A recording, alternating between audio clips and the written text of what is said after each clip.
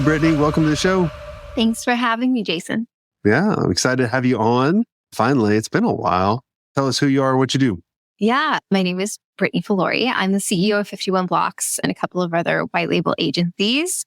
We serve other agencies and help get them out of the sea of fulfillment so they can just focus on sales and marketing. Awesome. And you weren't always the CEO, you were the CEO. And that's really what I think would benefit a lot of the agencies today, of really kind of talking about how to find the perfect COO and what they should actually be doing. Because I think there's a lot of people that struggle with this. Yeah. It's interesting because, yes, I have a unique position as a CEO. I started at the very bottom and I worked my way up the ladder. And a lot of CEOs are the owners, founders. And I came to the COO role with such a unique perspective, knowing how things worked in the trenches versus coming into a business and kind of just using my operations brain to put all the pieces in place. So I can definitely give some good tips on not just finding the right COO, but also just the relationship dynamic between the CEO and the COO, because that is so misunderstood. But also from my own experience, there are a lot of pointers as a COO that there's things that I wish I would have had in place, but now looking on the other side, I kind of understand the CEO side. So hopefully lots of good information I can share being in both. Let's start with figuring out, when is it the right time to bring on a COO versus an operations director? When do you think they're ready for that? I transitioned over into more of a COO role when we were large enough to need department managers. So, and this will depend, I think, on everyone's agency and where they need a COO. You could have a COO and you could have no department managers, for example.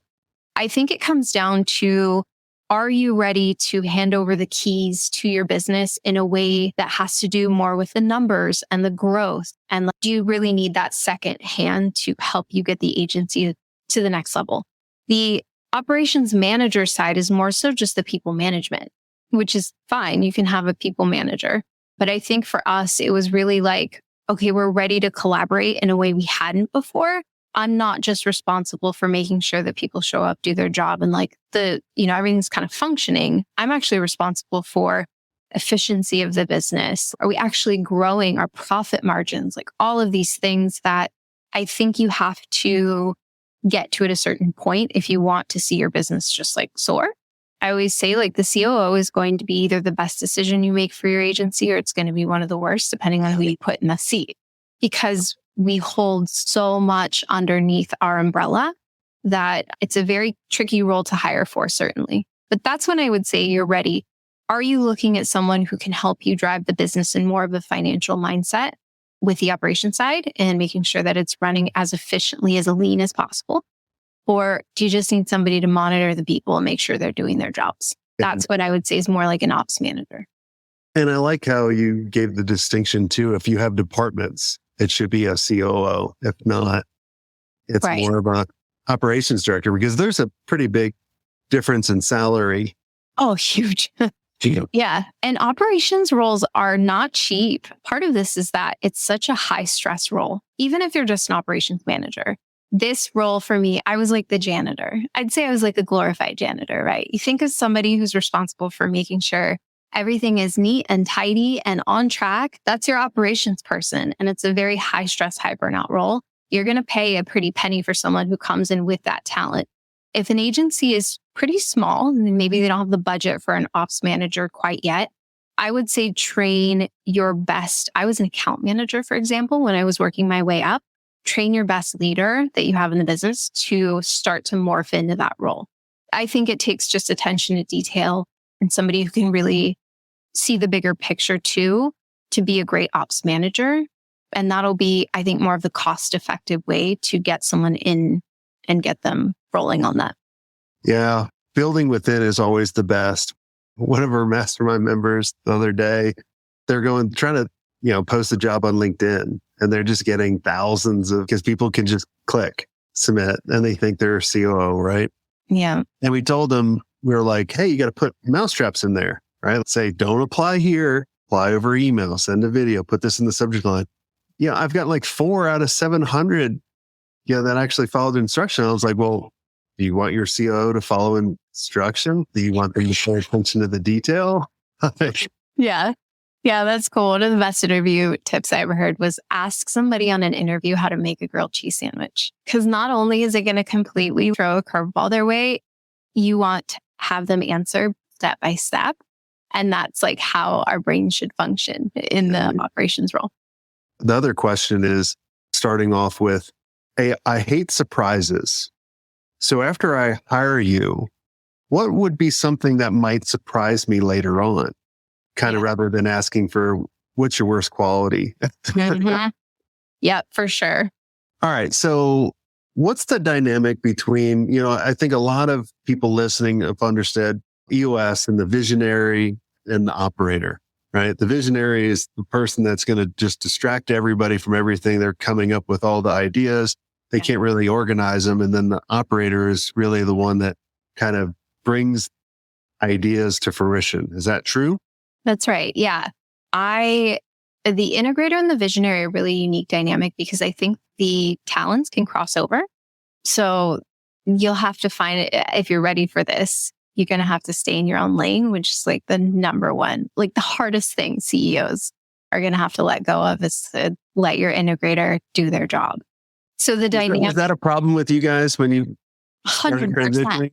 Oh yeah. If anyone knows Michael and I, here's the thing. If I gave one tip when it comes to finding the right COO, I would say try not to look for yourself. Don't look for somebody who's like you. Find somebody who complements you. And that is Michael and I. We're night and day. We're completely opposite, but we complement each other. And so our dynamic of visionary and integrator was really powerful because we really let each other just kind of thrive in our own spaces, but that there were times where it was really hard for him to stay out of it, for example, or for me to not have an opinion about something he was really feeling very passionate about. Because as an operations person, we always go to worst case scenario. Well, this could happen. Right? That kills a visionary's like ambition. So you have to definitely remember your roles, try and stay in your lanes as much as possible. Certainly you can collaborate if you have a good relationship. I would consider the CEO-COO relationship to be like that work-wife or those types of marriage relationships where your foundation will be trust and communication through the whole thing. And then, hopefully you build upon that, just a great working relationship, but it's a challenging one for sure. Yeah, I always looked at it as we both have the same belief system or the core values, but we're the total opposite. And, it was my job more to set kind of where we're going. And then it was their job to figure out, well, how do we do that? Right. So if I ever got into a place where I was asking, man, how do I do that? I'd be like, I got to get out of the way. That's your job. Yeah. And that is something that's so hard for a lot of people. And I living in the white label world, it's hard for agency owners just to let go of, things when they outsource, but letting go of somebody who's going to take control of how this is going to roll out. I can imagine now sitting in the CEO seat, I get it. I'm like, I wish I could say this, or I wish I could do this, or I don't know if I would do it that way, but you have to let them do it. I don't think there's any one right way. It's kind of like digital marketing, right? We all do SEO a little differently. Same idea here, same philosophy when you look at the way that the workflows can be executed and whatnot. So just stick to your lanes and all should be well. Yeah. What do you suggest when there is conflict? Because there should always be conflict. I had one of my old clients, they did a what's working in the mastermind about finding the CEO and working together. And he always said there should always be conflict because you guys are totally opposite. Yeah. So what do you guys do when there was conflict? Well, back in the day, it was a lot different than it ended up being later on. When we had found EOS, the level 10 meetings became the most constructive way we would talk through points of conflict. I would say that you want to stick with facts over feelings. Sometimes when the feelings get the better of you, you obviously can't have a productive conversation. And because both CEO and COO are very passionate in their roles, or they should be. And challenge is good. Challenge should be something you want. If your COO isn't challenging your ideas, you should find yourself somebody who will, in my opinion, because again, you shouldn't always be the smartest person in the room. And you want someone who's going to make you think differently. And same on, on both sides. I think Michael and I really, again, complemented each other in these ways. Level 10 is great because I think in those, and like you mentioned, a lot of people already use EOS. Those are great ways to facilitate conversations and just have it be about the subject.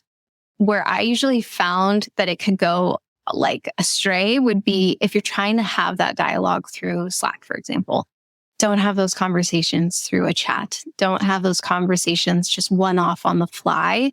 If you feel like it's going to be a bigger discussion and like you can, in your managing your own emotions, put it on like level 10 and go from there. That's how we ended up finding the healthiest way to have, I think, bigger conversations or points of conflict.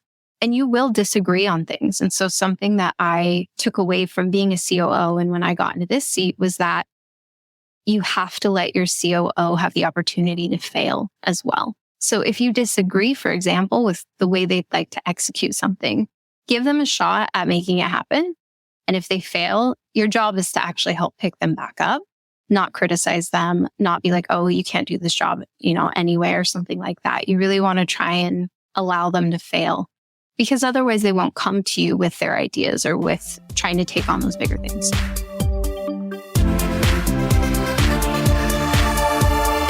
Hi there, agency owners. Let me ask you, are you ready to scale your agency without increasing your overhead costs? If yes, then you need to know about E2M Solutions. Now, E2M is the #1 most reliable white label partner for agencies. They specialize in web design, WordPress development, e-commerce, SEO, and content writing. They basically do all the heavy lifting, which frees you up to focus on growing your agency. Now, here's the best part. E2M is just not another vendor. With over 10 years of experience, their team of over 300 experts has a track record of delivering for more than 300 agencies.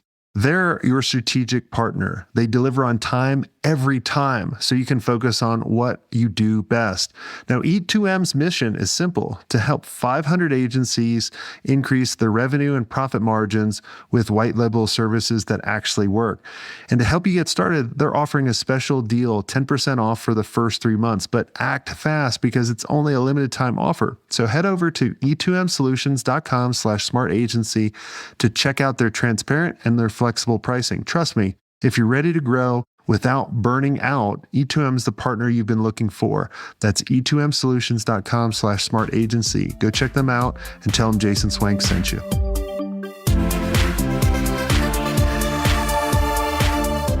Well, you can demotivate them. And that's the point.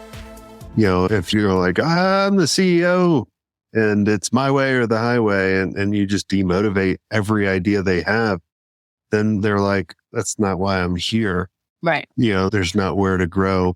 What do you see as the 3 or 4 most important roles for a COO, like an amazing COO, to be like their job, like what they take care of? Yeah. So I think one of the most important areas is just their knowledge of how the business functions. I think what made me a great COO was that I knew how every department, how all the tools, how everything we touched interacted with something else. I understood the experience as well from the client side. So those are really important areas of the business because your decisions will be based on how does it affect client experience? How does it affect the team? How efficient is it going to be? So you need to know those. A big part of my job, though, was in the financial side. Is this profitable? If I looked at the P&L, are we spending too much money somewhere? What does one person cost versus another? How profitable does that make our clients? There's so many aspects in the financial side that I didn't know as the operations manager, that once I knew them as a COO, my decision-making actually became, okay, what is going to benefit the business and the client, not just the client? Because I think there's a big distinction there. With an operations manager per se, they really focus a lot on client experience. They're focused on making sure that it's a great outcome for the client, the team can execute it, but they don't necessarily think in terms of business logic. And is this actually financially a great decision for us? So those are going to be those are probably the main areas of focus when it comes to being a great COO. The other thing is to be a really great leader. And this is where I've seen it go very wrong in other businesses because I do interact with other COOs in my seat. And if you have somebody who doesn't care about the people, that is going to be a challenge because in this role, they look to us to lead them in the right direction. Just like the CEO is leading the whole business in the right direction. Your CEO isn't likely interacting, for example, with your account managers and getting them on board with the new idea. It's your COO. It's the person who's saying, all right, guys, this is where we're going to go. This is how we're going to make it happen. And if you have somebody with really poor leadership skills or just doesn't care about people, that will be a challenge. And I've seen it even with some of our partners, bring on COOs that had terrible communication or just had very toxic ways of communicating. And you just watch the clients fall off because suddenly the team just stops. Well, their emotional intelligence is close to zero. Yeah. And they just look at things as like ones and zeros. You have to read people. Right. And I also look at it like I'll add something there too between the good operator and a bad operator.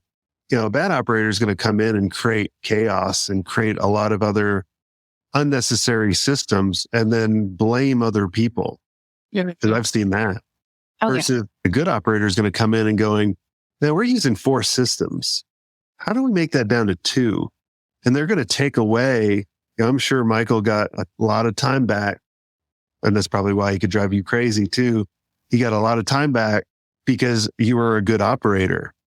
Yeah. And that's the whole goal is like, when you get to a certain point, like the CEO needs to replace a lot of things that you're doing now because I'm a horrible operator. I'm a horrible manager.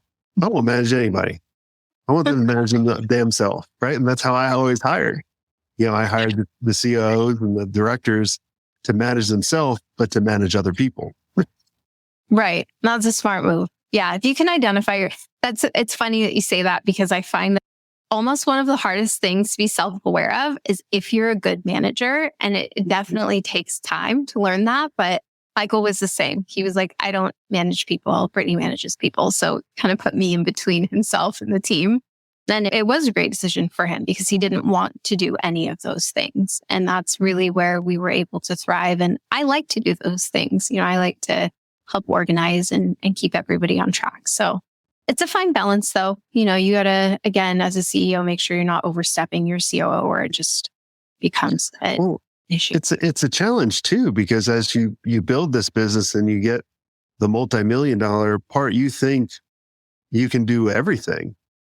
And you're like, oh, I'm a fantastic manager. But no, if you really look at it, like your team was really there for the team, not just you. And they kind of overlooked your inadequacies of being a bad manager. Yeah. And they can kind of put someone in that place and they're like, oh, thank you. Yeah, you go work on this special project over here because your personality to people sucks. Yeah, we all want to think that we're amazing at everything we do and touch. But yeah, some people just have different talents. And you look at your team's retention, right? Look at how well are you retaining people? Maybe it's not that great. And that's a pretty sure bet that you're probably not in the right seat. Yeah, exactly. Well, this has been a lot of fun. Is there anything, Brittany, I did not ask you that you think would benefit the agency owners listening about really kind of bringing on a COO and making sure that they're successful? Yeah. I think the retention of your COO is really important. Finding them, looking for qualities that are going to complement yours is the best pointer I have there. Making sure that you have a platform that facilitates healthy conversation, like level 10s, really vital. But the other aspect of this is to ensure that your COO is taken care of. Michael did a really good job of this with me, which is obviously why I'm still here and why I'm the CEO now. But just remember, this is if you put everybody on an org chart and you look at all the roles in your agency, the COO is going to hold pretty much the most amount of stress, right? They're relieving your stress because you don't have to do a lot of these things. They are now taking that on and finding ways to make sure that they feel supported, they're successful, they have all the tools that they need to execute efficiently at their job. But, checking in with them, seeing if they're overloaded. Those are all things I would suggest, because COOs aren't just unicorns. They're not always going to be feeling their best and doing their best and doing all these things. You really have to make sure they're taken care of. And because, again, it'll be the most vital role in getting you out of the day-to-day and out of the weeds, you want to make sure you have something in place to retain them. So if you look at, for example, profit sharing or any other bonuses or anything like that feel very special and unique to that role, if they achieve the goals that you guys set out to do, those are things that can really help secure that person for the long haul. I know that I talk to people and they're like, gosh, it's so expensive. But you have to look at it like it's an investment. This is going to be a marathon, not a sprint. You're going to be building a relationship with somebody. This isn't just transactional. So you'll probably go through, I'd say, a few personalities before you find the one that really matches you well. But once you do, you want to make sure you find a way to retain them. Yeah. When I found these types of people, I always felt like I was working for them. Yeah, I mean, that's how we should all feel, right? We work I was like, man, I gotta what can I do to take off some of your plate? And like it was kind of the reverse, which I thought was kind of humorous to me. And then I'm like, well, no, it should actually be that way, right? Like now I have 3 or 4 people that I need to just absolutely, how can I better them? How can I coach and mentor them in order for them to be successful? And they were kind of managing me like, all right, you need to be here at this time and you need to do that. Okay, cool. I got it. That's a really good point, actually. You need somebody who's going to keep you in line. I remember we did our first EOS training and our coach had said, my job was to keep Michael in line. If he brings up an idea and it is not on your rocks, right? Like you need to make sure that it goes where it goes. And you have to make sure someone's not afraid to challenge you. So putting someone who's passive in that role isn't going to benefit you. No. You really do want to put somebody who's comfortable saying, no, or you need to go back here. I'm going to do this here. So again, it goes back to that kind of relationship dynamic. Yeah. You have to be comfortable with those discussions with each other. Awesome. Well, thanks so much for coming on this show and sharing with us. I know a lot of people listening will be like, oh, okay, I did that wrong and I need to go do that right. And it's all about, just remember, it's going to take a while to figure this all out. You're not going to hit the home run right off the bat. If you do, congrats, but it doesn't happen very much. But thanks so much, Brittany, for coming on the show. And if you guys enjoyed this episode, make sure you share it out with your co-founder, another agency. You'll help them out. You'll help us out. And until next time.